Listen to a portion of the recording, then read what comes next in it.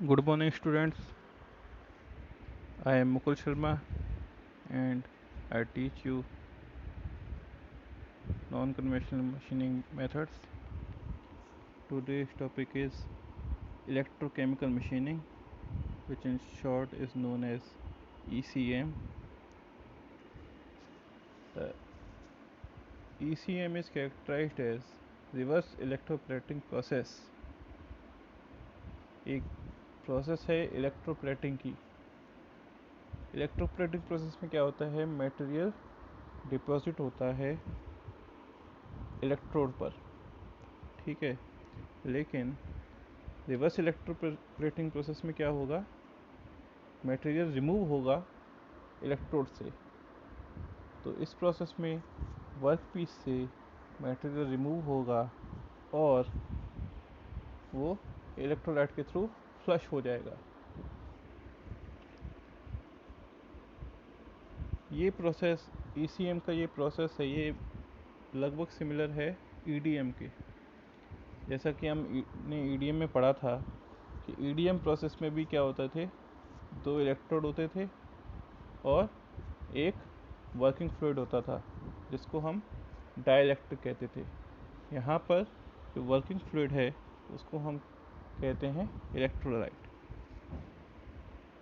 A high current is passed between tool, which is cathode, and workpiece, which is anode, through the conductive fluid, which is electrolyte, and this this will conclude in ECM. Some process characteristic of ECM are: it is a non-contact process. हम सब जानते हैं कि जितनी भी advance manufacturing process है, non conventional manufacturing process हैं, सभी नॉन कॉन्टैक्ट प्रोसेस है। मतलब उनमें टूल और वर्कपीस के बीच में कोई भी कांटेक्ट नहीं होता है।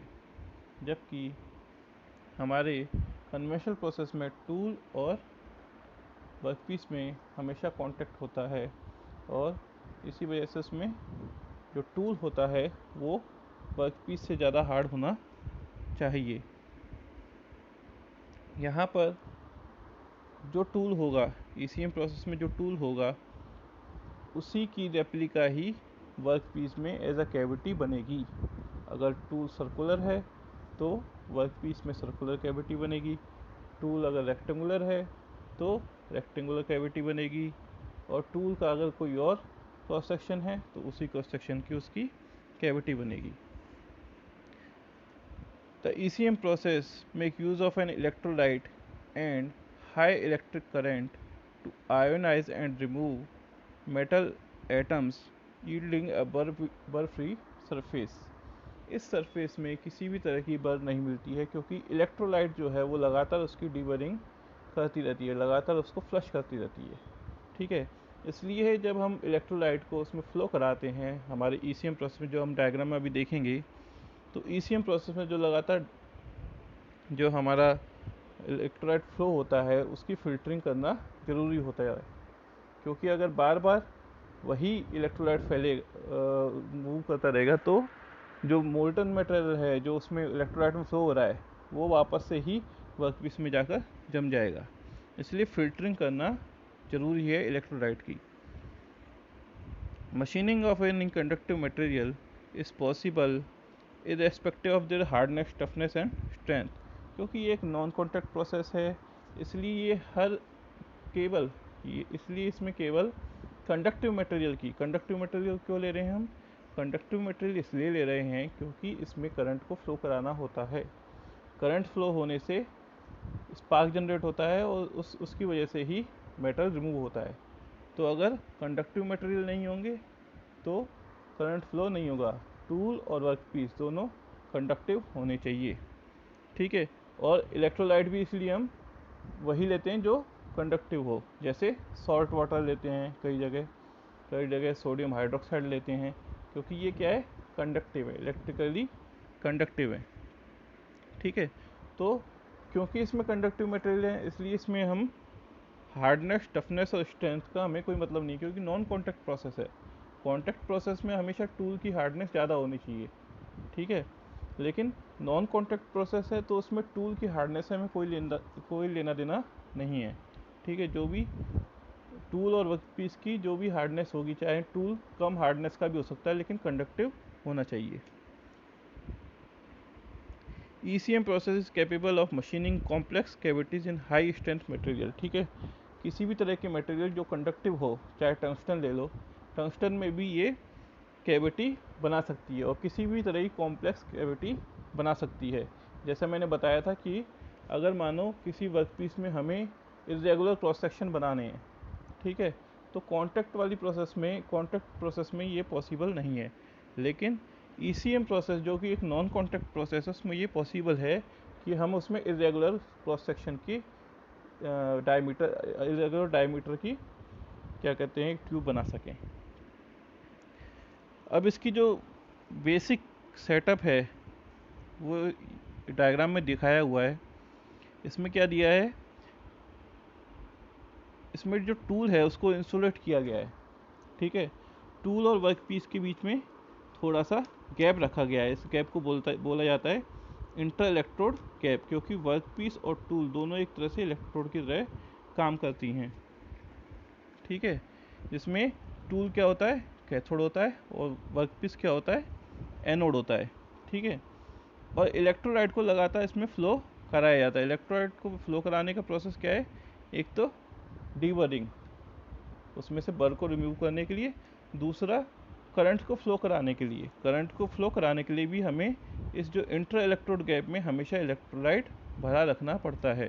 इसलिए हम टैंक में से इलेक्ट्रोलाइट को फ्लो कराते हैं और पंप के थ्रू इसको वर्कपीस के ऊपर जो गैप है उसमें डाला जाता है। टूल में से ही आती है वो, ठीक है।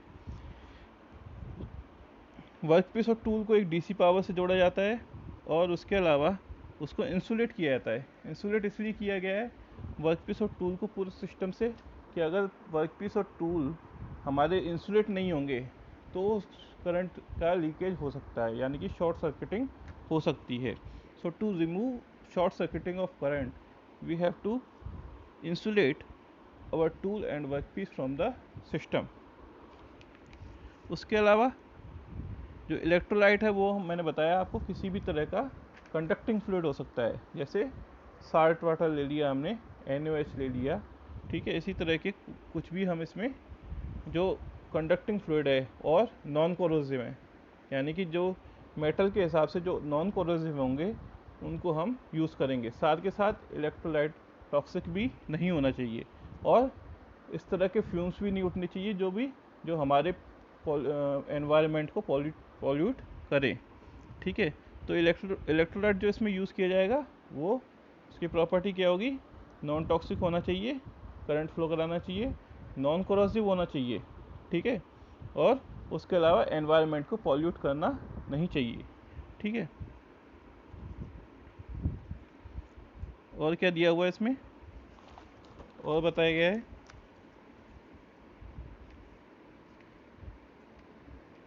since a very high current is used, so generally the workpiece and tool both are insulated from system to avoid short circuiting or leakage of the current. Also, workpiece is connected to a positive terminal of power supply and tool is connected to negative end of power supply. ये बताया हुआ है cathode और anode. A very high current at low voltage will be supplied through this gap. High current मिलता है हमें low voltage पे, क्योंकि ये DC पावर सप्लाई है इसलिए इसकी वोल्टेज लो रहती है। DC पावर सप्लाई हो गया अपना बैटरी, यूजिंग बैटरी के थ्रू हम इसमें पावर सप्लाई करते हैं, तो बैटरी में हाई वोल्टेज मिलना पॉसिबल नहीं है, इसलिए लो वोल्टेज पर हम हाई करंट फ्लो कराते हैं। इसलिए हमें क्या करना पड़ता है, इसको इंसुलेट करना पड़ता है, क्योंकि हाई करंट का शॉर्ट सर्किट होने का चांस ज़्यादा होता है। इसलिए हम इस पूरे सिस्टम में जो टूल और वर्कपीस है उसको इंसुलेट करके रखते हैं अदर सिस्टम से। The electrolyte is filtered and kept on flowing through electrode continuously. जैसा मैंने पहले बताया आपको कि इलेक्ट्रोलाइट को लगातार फिल्टर किया जाता है, उसको फ्लो कराया जाता है हमारे पंप के थ्रू टैंक में से और वर्कपीस के बीच में, जिसको बोलते हैं इंटर इलेक्ट्रोड गैप में। The rate of pumping and pressure of electrolyte is decided as per material.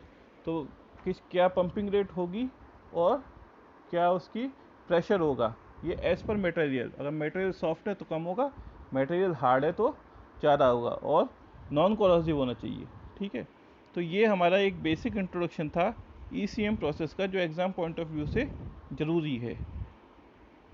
That's all for today.